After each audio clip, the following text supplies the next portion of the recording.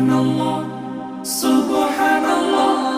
সফর সফর শহর শহর রোজানা রোজানা সময় কখন কোথায় দাঁড়ায় অজানা অজানা। জীবনের প্রতি পাঠে একা একা চলি পথে আর চলে আসমানি রঙে ডুবে অনুরাগে অনুভবে খুঁজে পাই